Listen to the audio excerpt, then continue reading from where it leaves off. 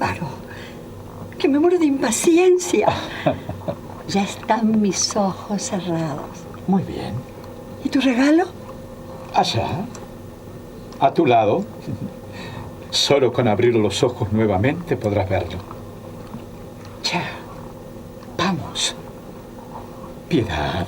¡Ay! ¡Qué morbosa, ¿verdad?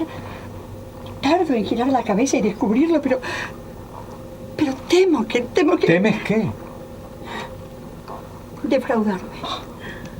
¡Ay, Álvaro, qué tortura! No, mi amor, no.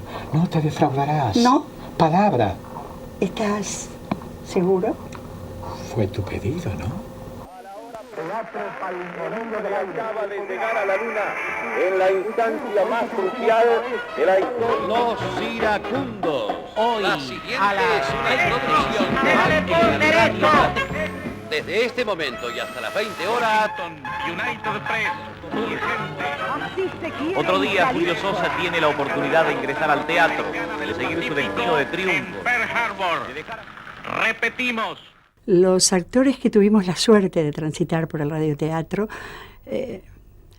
tenemos un dominio de la voz, porque el único medio de llegar al oyente eran los tonos y la voz. Todos tratábamos de dominar con el tono la situación, y también se cuidaba muchísimo la vocalización. A veces un galán de una voz estupenda, un galán que tenía una voz bien timbrada, una voz acariciadora, afectuosa, amorosa. Era un enano de 1,40, feo, bizco, chueco y por eso. Es decir, le da una amplitud a la imaginación que no tiene ningún otro medio y permite jugar, y siempre el protagonista también es el oyente, con situaciones impensadas. Podemos escuchar en la radio, actualmente también, situaciones que las podemos colocar en distintos ámbitos y cada uno de ellos puede ser atractivo, terrorífico, según como lo pintemos, solamente con un vehículo, la voz, el tono y los efectos técnicos que indudablemente se fueron perfeccionando a través del tiempo. ¿Novedades? Hubo una llamada para usted. Era una mujer, pero no quiso decir para qué lo llamaba. ¿Dejó su nombre? Era un nombre extranjero, pero no lo recuerdo. ¿Por qué no lo escribió? Usted tiene que hacer de centralita, Celeste, y tomar nota. Si ya escribo mal el portugués, imagínese los nombres extranjeros. Me preguntan, y es una pregunta que me han hecho mucha gente, ¿quién escuchaba más la radio? ¿Los hombres, las mujeres? Y reitero, era una cuestión de roles. Antes no estaba el multiempleo. Quizá un matrimonio podría vivir con lo que traía el hombre. Ya no. Entonces, en esa época, era lógico que escuchara quizá en alguna hora más las mujeres, aunque había horas que no había diferencia. El hombre se prendía de la temática y del argumento del radioteatro con verdadero fervor. Aunque los hombres lo nieguen, aunque los hombres digan, ay no, yo escuchar una comedia, pero no, a mí déjame escuchar el fútbol, no. Todo el mundo escuchaba comedias, todo el mundo, y más cuando las comedias eran de corte épico o de corte no tan romántico. Ay sí, los hombres se enganchaban y lo seguían más que las propias mujeres. También estaban las otras, ¿verdad? Las románticas, las que convocaban a todo tipo de público, no era privativo de las mujeres el radioteatro. En la época que yo estuve en radio, creo que uno de los hechos sobresalientes fue La Gaceta Sideral. Un radioteatro absolutamente humorístico, libretado por otro humorista excelente, Paco Amaral, y que su receptividad fue tan grande, su audiencia fue tan grande, ahora le llamaríamos rating, que se paraba a las 8 de la noche, Montevideo y muchas ciudades del interior, para escuchar La Gaceta Sideral. Tanto es así que protagonizamos un hecho bastante insólito. Lo tuvimos que llevar al estadio. Una hora de radio en el estadio. Se habilitaron algunas tribunas para que la gente pudiera ver en vivo la Gaceta Sideral. El comisario de Cerro Mocho. El comisario de Cerro Mocho era una creación, tanto en cuanto a autor como en cuanto a actuación, de Roberto Barri. El peluquero, un libreto de Wimpy, nada menos, protagonizado por el actor Julio Puentes. Doña Rosa, la Beba y Don Lis, también del mismo libretista.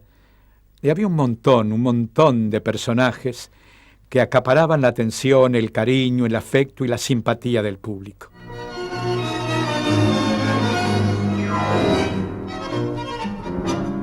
Quizá recuerde, y sin quizá, recuerdo de una manera muy puntual, a un hombre que me formó en el humor, que se llamó Glauco Pérez Larre, y que formó a varios actores, con el que protagonicé un hecho casi insólito.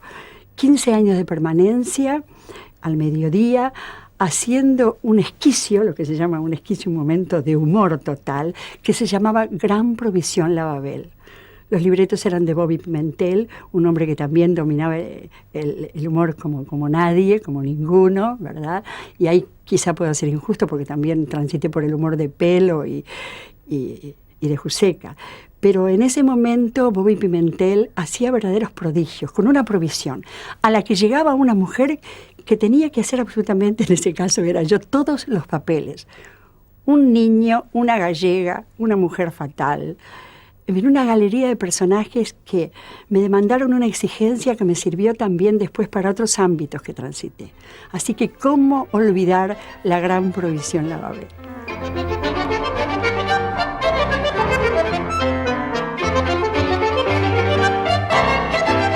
Los cambios tecnológicos influyeron en la radio de una manera increíble. No tenemos más que recordar cómo hacíamos un incendio. Lo hacíamos con un papel celofán y éramos capaces de convencer que se estaba incendiando todo un edificio. También el trote de un caballo se hacía con unos cascos vacíos sobre piedra. Me parece ver a los chicos técnicos de sonidos hacer ese efecto con una fidelidad que toda la gente creía que estábamos verdaderamente trotando por el campo. Después vinieron las cintas grabadas, lógicamente. Después vinieron las grabaciones. Después vinieron los CD con todos los sonidos que quisiéramos. Totalmente insólitos. También la puerta que usábamos era una puerta sólida. Una puerta con su pestillo que abríamos dentro del estudio. Y esos sonidos después vinieron grabados. Pero nosotros teníamos una puerta corpórea. Todos los elementos que tenían, ¿no?, eran quizás reales.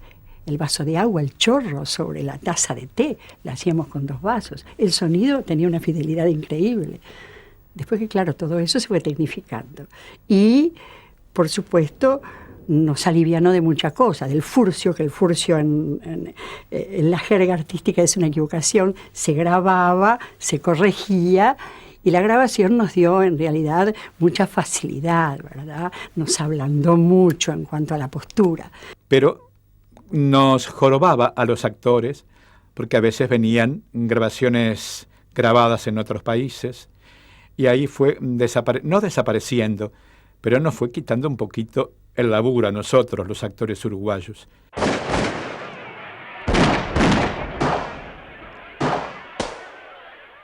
Un hecho policial que creo que nos conmovió a todos, el hecho tremendo de cuando se rodeó el edificio Liberal, por las connotaciones que tuvo, casi telenovelescas, ¿verdad? Porque lo vivimos de una manera muy frontal, porque los montevideanos estábamos casi sobre ese edificio, viviendo día a día, hora a hora, lo que estaba pasando allí dentro.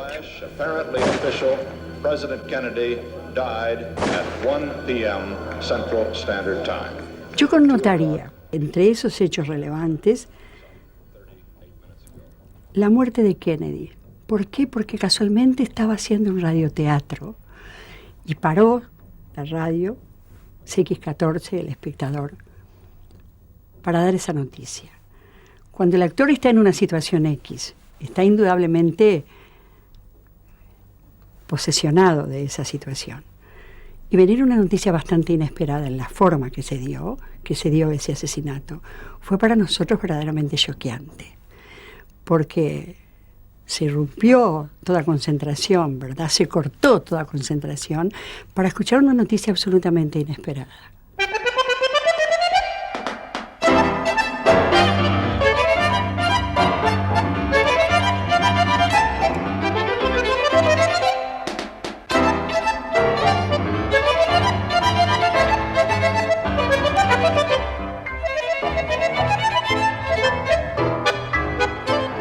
Escucho algunos programas periodísticos, escucho música para desestresarme, escucho frecuencia modulada.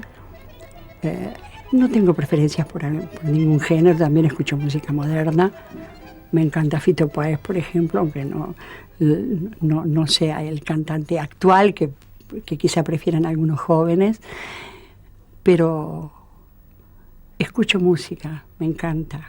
Escucho fútbol, escucho los informativos, escucho música, escucho programas, y es el día de hoy que todavía sigue saliendo por una emisora capitalina, claro, es de madrugada, El Comisario de Cerro Mocho. Y a veces me hago despertar a las 5 de la mañana para escuchar El Comisario de Cerro Mocho. Usted no se va a curar hasta que tome la homeopatía. Lo he visto a mi compadre Juan Avedía hacer milagros. Tiene tan buena mano para darla. Yo no quisiera terminar esta nota, que para mí es entrañable, sin citar los fuertes referentes que fueron en mi vida mis hermanos mayores. Yo estoy aquí ocupando un poco el lugar de mi hermana, de Violeta Moretti, verdadera diosa, ídola, dijéramos ahora, del radioteatro. Ella con Raúl, mi hermano mayor, protagonizaron la época de oro del radioteatro. Me veo a mí misma, muy chiquita, de la mano de mi hermano, entrando al Cine Apolo. Y ese ejército de mujeres que poco menos que nos taparon, ¿verdad?, para cortarle la corbata a Raúl, hecho que después repetiría Ricky Martin. Entonces estábamos viviendo casi el mismo fenómeno. Mi madre tenía, hasta hace pocos años, creo que lo conserva mi hermana mayor, un baúl lleno de cartas con besos que mandaban las mujeres en sus cartas, las sellaban con los labios. Y eso era el fenómeno que despertaba a Raúl a Moretti, haciendo Juancho López, otros títulos que no recuerdo. Entonces, ¿cómo no citar a esos referentes fuertes que fueron, primero, mi padre como director teatral, y segundo, mis hermanos que me formaron? Verdaderos ídolos de la época de oro del radioteatro. Estaba seguro de que iba a divertirte. Por eso quise que fuese el último regalo de la noche. Una sorpresa. Un regalo inolvidable. Gracias, amor. Compañía Salud, en publicidad de Patricia, la cerveza superior presenta... ¡Que paren los musiqueros, que aquí está la autoridad autoritativa! El Comisario de Cerro Mocho.